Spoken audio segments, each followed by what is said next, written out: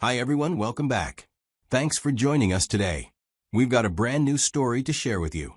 So let's begin. My name is Peter, and this is a story that completely changed my life. I never thought I'd be sitting here talking about how my marriage fell apart. But when the woman you love, the mother of your children, makes a decision so reckless, so unbelievably selfish, it forces you to take a hard look at everything. So let me take you through everything that happened, how I handled it, and why, in the end, she was the one left with regret. When I married Joan, we sat down and had long conversations about what we expected for marriage, family, and the roles we would play. I was already doing well financially, so we agreed that she wouldn't have to work. We wanted our kids to have a stable home where they'd always have their mother around, someone who would give them full attention, care for them, and be involved in every stage of their childhood. I made sure she had everything she needed, a beautiful home, financial security, and even household help so she wouldn't feel overwhelmed. Over the next 9 years, we built what I thought was a solid family.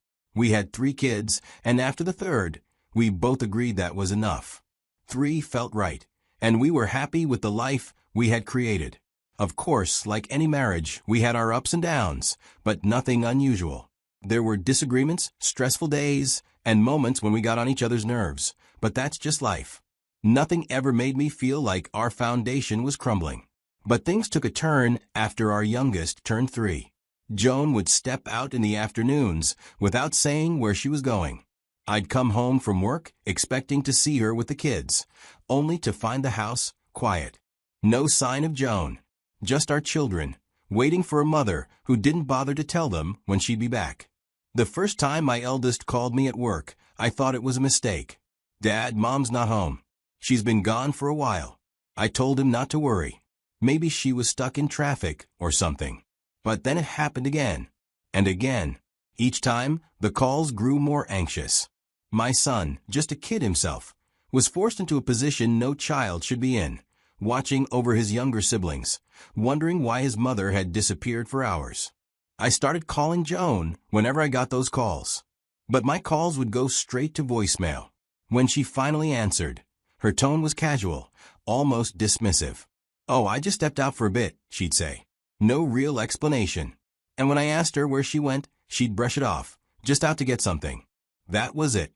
I tried to talk to her about it, told her that it wasn't safe to leave the kids alone. Our youngest was only 3. What if something happened? What if there was an emergency? Joan barely reacted, telling me I was overreacting. "They're fine. It's not like I'm leaving them for the whole day." That was the moment I realized something had shifted. This wasn't the Joan I married. The woman who once planned every detail of our kids' lives now acted like they were an afterthought. And no matter how many times I tried to reason with her, she refused to see the problem. One Saturday afternoon, I was home with the kids playing in the living room. Joan came to join us, scrolling through her phone. After a while, she sighed. I asked her what was wrong, and at first, she just shrugged it off. But when I pressed a little, she finally spoke. "Peter, I feel drained," she said. "I love our kids, but sometimes I just feel trapped." I thought we were happy. But now, my wife is sitting across from me, saying she felt stuck in the very life we had both chosen. I tried to be understanding. I told her that if she needed a break, we could plan a family vacation. Just us and the kids, maybe even bring a nanny along to help. A change of scenery, time to relax. I thought that was the issue. She just needed a breather. But she shook her head. "No, I don't want a family trip. I want a girls' trip." I asked her what she meant, and that's when it all started making sense. She wanted to travel with some of her old friends who, from what I had seen, didn't exactly live the most responsible lifestyles. Most of them were unmarried, always partying, drinking, club hopping, and in some of their Instagram pictures, they were with different men on different occasions.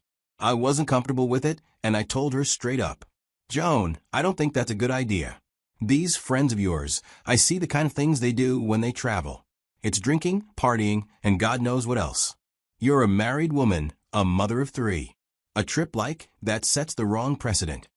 She didn't take that well.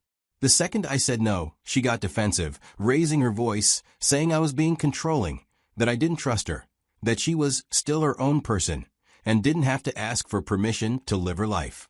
It turned into this whole dramatic meltdown. She accused me of trying to cage her in, of not caring about her happiness, of making her feel like she was just a babysitter instead of a person. I kept calm and told her I wasn't trying to stop her from having fun, but I had to think about what was best for our family. If she needed a break, we could go somewhere together as a family. But she ignored it, storming out of the room, refusing to talk about it anymore. A few days later, I was knee-deep in work, focused on wrapping up a project, when my phone rang. It was the school. When I picked up, the teacher's voice was laced with concern. "Mr. Carter, no one has come to pick up your kids. We've been trying to reach your wife, but she's not answering." I was worried. Joan was supposed to pick them up. She always did. My mind jumped to the worst-case scenario. I immediately called her. No answer. Texted her. No response. I called again. Straight to voicemail. Panic took over. I grabbed my keys, barely remembering to tell my boss I had an emergency. The drive to the school felt like forever. Every possible scenario ran through my head. By the time I took the kids home, I was already mentally preparing to go to the police if I didn't find her soon. When I arrived, the kids were sitting with one of the teachers, their backpacks at their feet. The moment they saw me, they ran up, relief written all over their faces. "Where's Mom?" one of them asked. That was the question of the hour. I had no answer. I got them in the car and drove home as fast as I could. The house was quiet when we walked in, and when I stepped into the kitchen, I saw a folded paper sitting on the counter. I opened it and started reading. Joan had left for the girls' trip. She wrote that she needed this trip and that she deserved a break after all the years of being a stay-at-home mom. She said she knew I didn't approve, but she was going anyway. I had to read the letter twice because I couldn't believe what I was seeing. She knew I didn't want her to go and how I felt about those friends.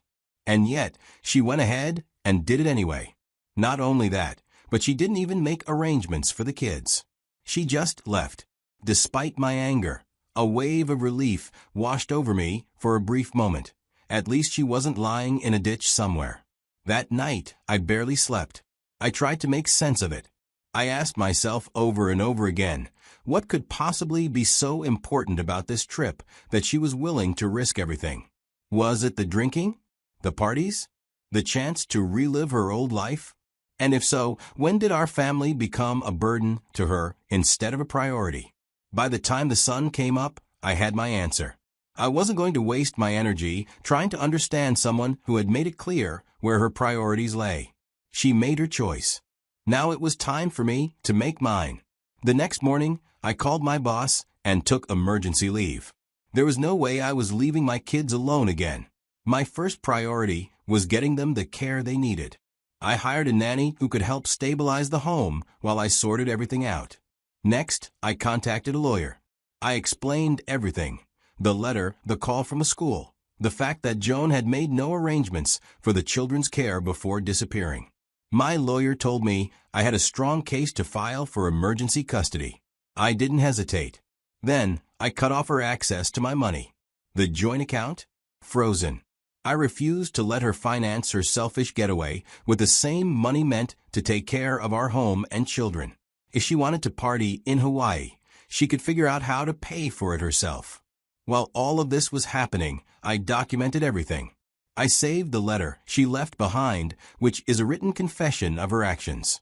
I got a copy of the call log from the school, proving she failed to pick up our children, and most importantly, the emotional impact on our kids.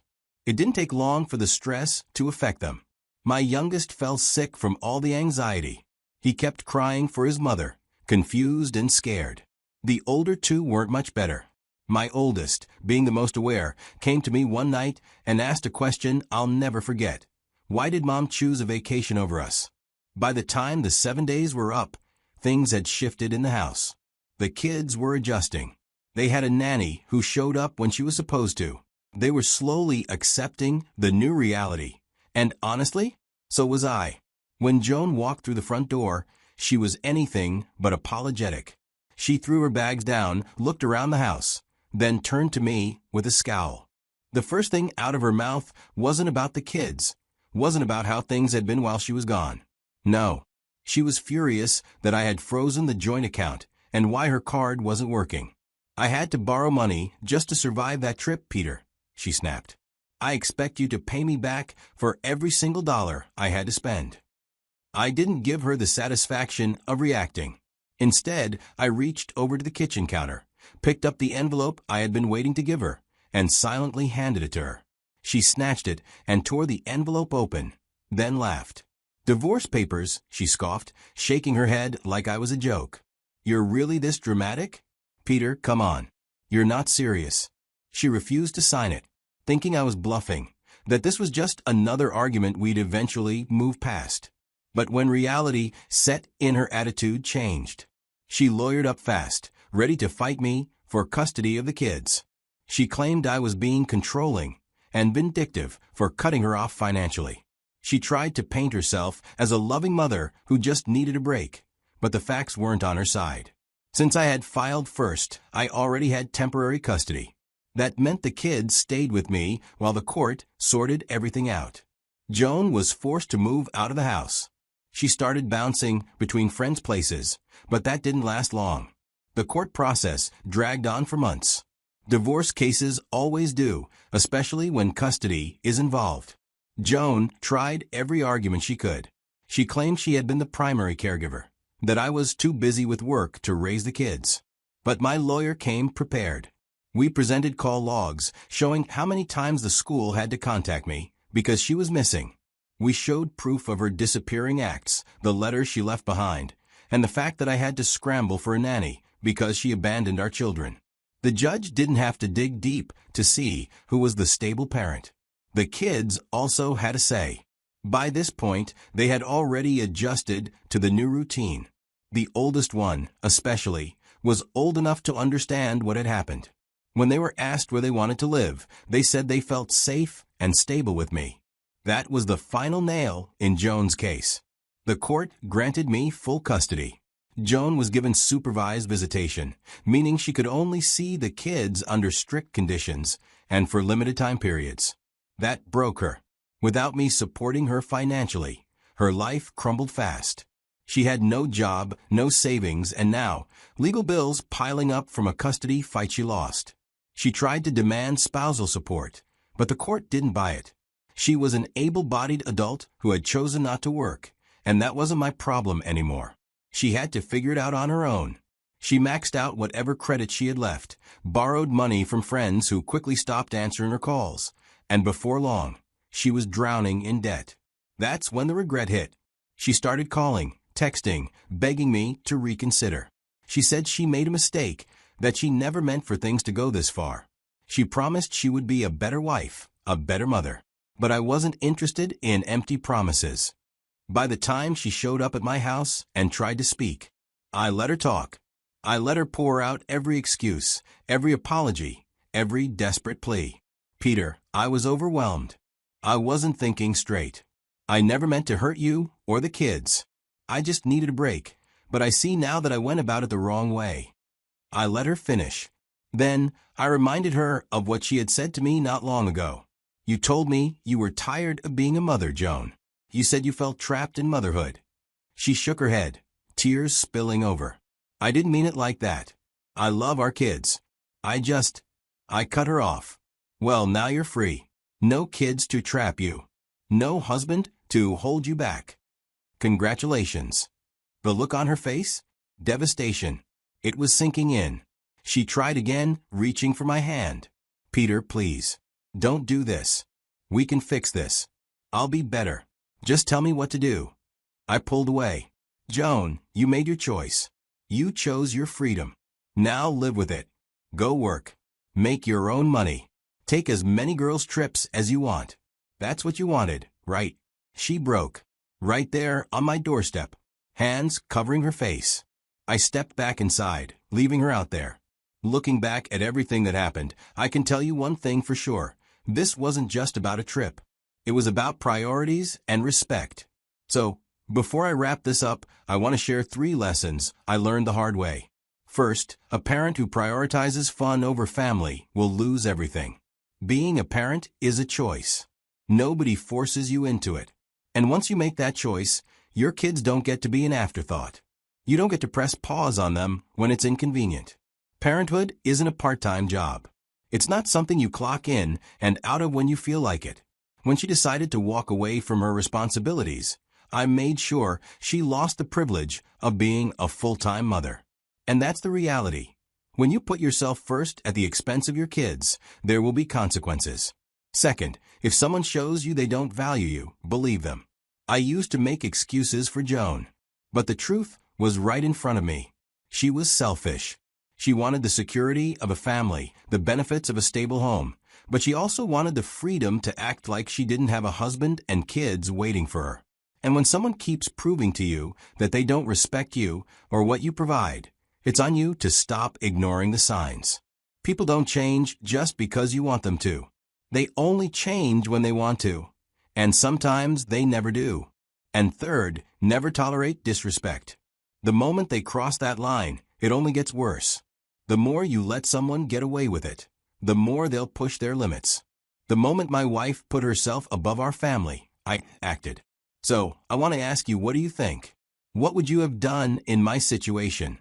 If you were in my shoes, would you have handled it the same way? Or do you think I was too harsh? Let me know in the comments. And with that, we've come to the end of the story. Thanks for watching and sticking with me through this. I appreciate every single one of you. If you've ever dealt with a situation like this, I'd love to hear your thoughts. Drop your comments below, and let's talk about it. I'll leave you with this. Marriage is a partnership, not a sacrifice for one person's selfish desires. If they choose to walk away from their responsibilities, let them.